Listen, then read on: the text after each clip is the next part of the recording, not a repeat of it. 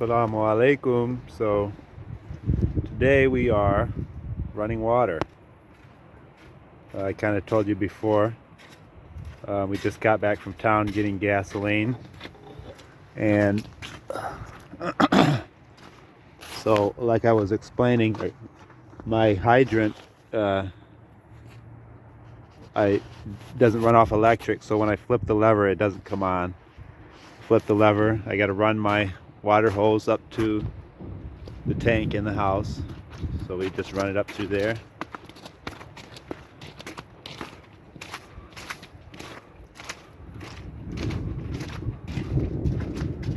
And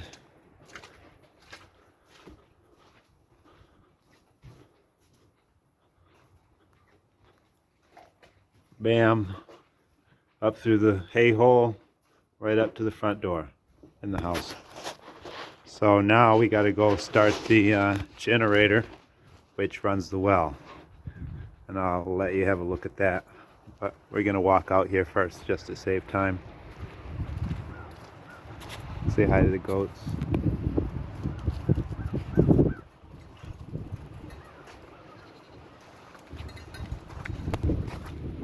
Alright, so we're gonna walk out to the generator and start it, and I'll let you look at how that's set up when we get there.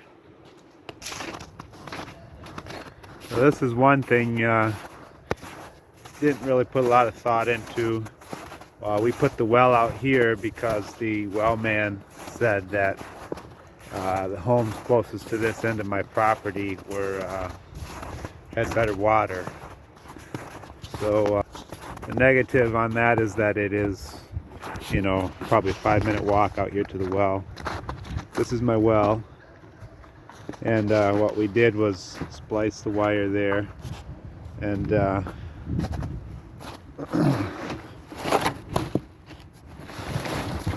put a 220 plug on it, like so,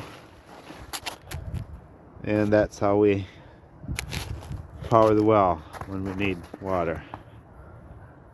Actually, I put the shed here, and the generator's supposed to be sitting in the shed, but you know how that works.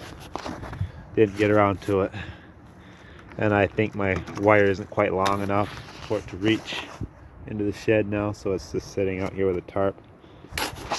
But like I said, there's always a million things you need to do. So you want to pour the gas in? You got it. Push down at the same time. Oh, it's been a while. Here, hold it up. Hey man,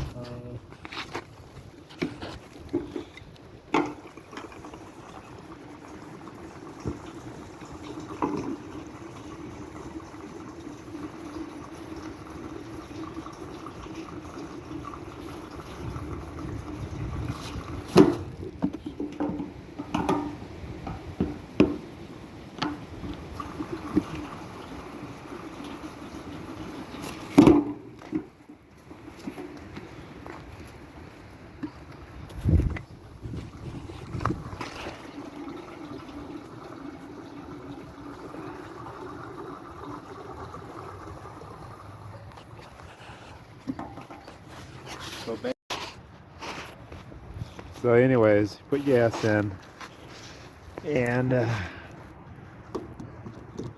actually I like to start the generator first so it doesn't put all that stress on my pump. Well, Bismillahirrahmanirrahim.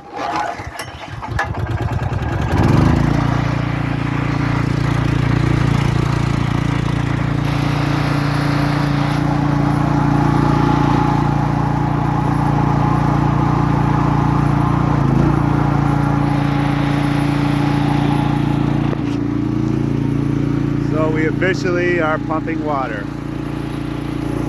and now I got to go to the house and keep my eye on the tank so it doesn't run over.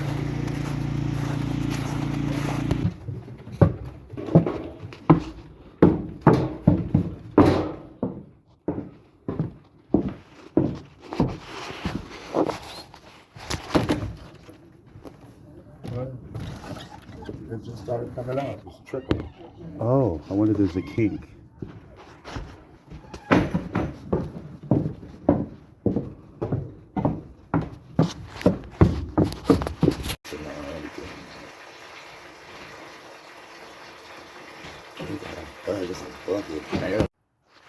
All right, so this is one of the ways that we keep our food cold. We have a old chest freezer that the motor pretty much quit working in it, and we've got it buried in the ground. And ideally, we would keep it half full of ice, and then that would usually be enough to keep the other side about 40 degrees or so. So we're getting a little low on ice, so I don't want to open it and show you, but we just got like little racks in there with our food organized and neat and whatever. And it works great in the wintertime, obviously, because it's cold. Other than that, we also would use a refrigerator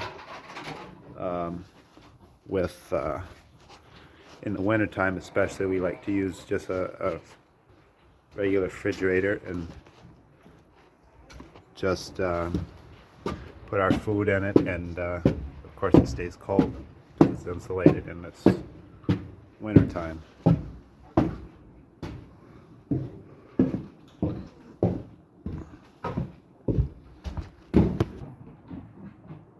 So that's kind of what this refrigerator is here. We just got it sitting outside on our porch, basically, you could say, and we just keep food in there, and it keeps it cool. It keeps the animals out. It's not hooked up or anything. Although it is a propane refrigerator, but it just hasn't been hooked up.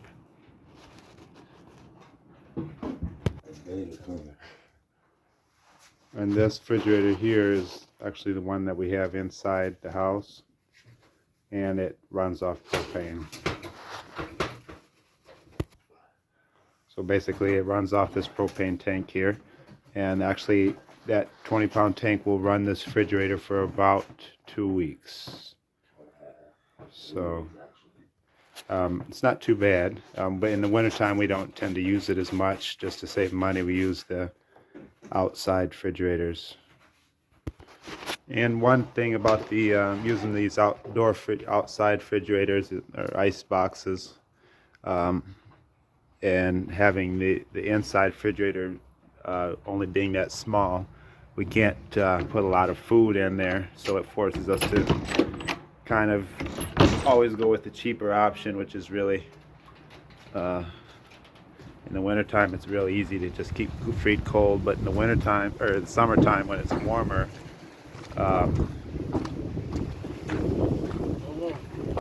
we basically use all three systems. We will use a small propane refrigerator, and that's really handy for in the summertime, you know, like to be able to put your food, you eat supper, and then you know you have to think about how to preserve the leftovers. So it's handy to be able to throw them in that little refrigerator, and it's efficient. We're able to get propane for $10 for 20 pounds. So you know, that's $20 a month to keep that little refrigerator going in the summertime, and we can have ice cream and whatever. And for the bigger stuff, we can keep that ice chest full, packed full for meat and you know, uncooked food. So that's kind of how we do it, is by using a combination of both the propane and the ice chests. Eventually I would like to get into having a nice house.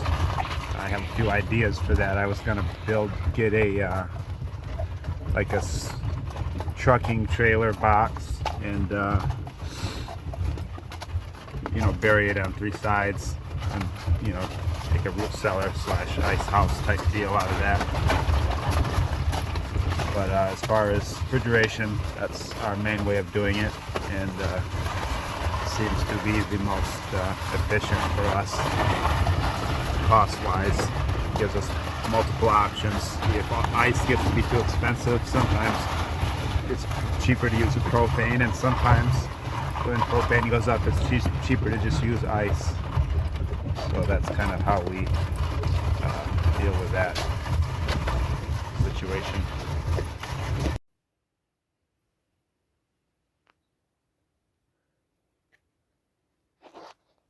So another thing that you might not think about is reheating your food, not being able to have a microwave. Once again, a microwave is something that does take a lot of energy, and it's just not practical to you run it off a generator or something. Just not really a practical solution. So that's something else that you would have to think about is reheating food.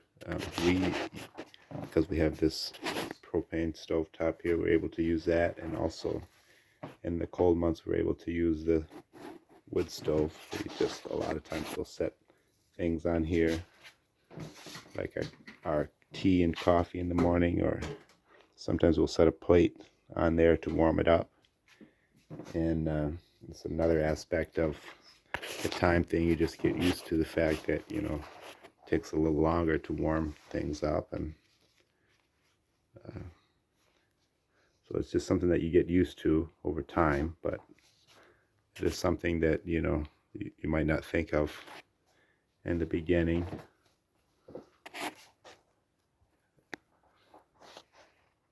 I thought that might be interesting to point out. And also, this is the where our running water comes from, out of the ceiling here. There's a tank up above, and then we just have this hose, which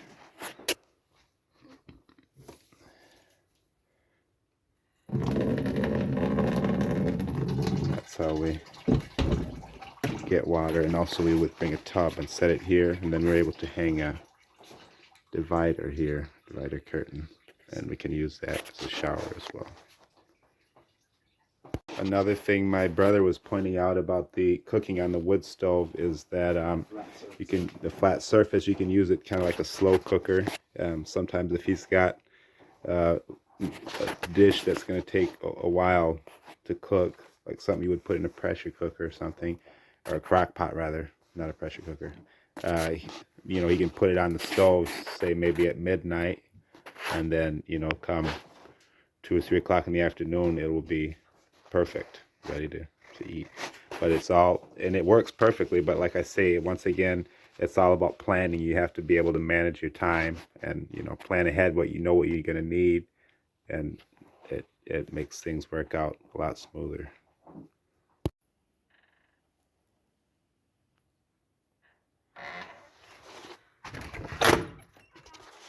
So another issue that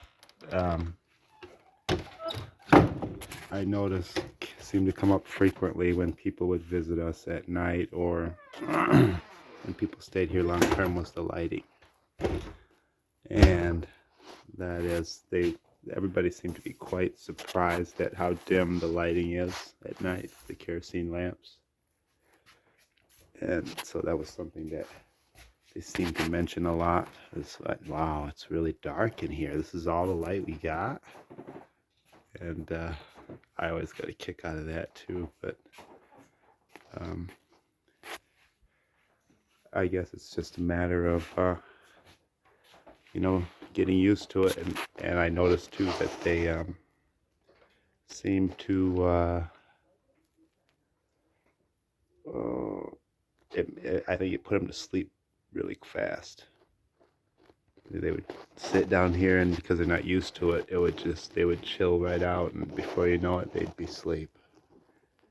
So I thought that was a couple interesting facts about the light. And the other thing that a lot of people don't think about is blowing the lights out. Every time you leave, you got to blow the lights out, where some people will just think that we just leave them on all the time. But to save money, I mean, if you're not in here, there's no point in leaving them on, because that's just money going down the tube. So that's an interesting thing to think of. And also, you don't want to run out if you don't have any kerosene and it's midnight and all the lights start running out, and then you check your can and it's empty and you're hit. And another thing we really like are these headlamps here. Like everybody has one, mom has one, all the brothers have one, everybody's got one. And these are really helpful. You know, obviously if you're gonna do stuff in the dark and getting used to like working in the dark, it's just part of life. You just don't have as much light, and you know, eventually you just kind of adjust to it, and it's not really a big deal, just as normal. But that is one thing that people have said right off the bat. And of course you can use other lights. There's, you know, umpteen other off-grid type lights that you can use. But they, you know, they take batteries, and that costs money. And because you got to charge the batteries, and you got to have a battery charger. And if they're not rechargeable, then it's more about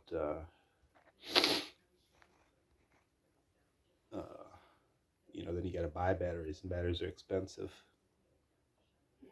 So the way we do it seems to be the most cost efficient way for us to use the kerosene for everything. And then if we need a super bright light for some, you know, an individual project or something, to use the gas lights.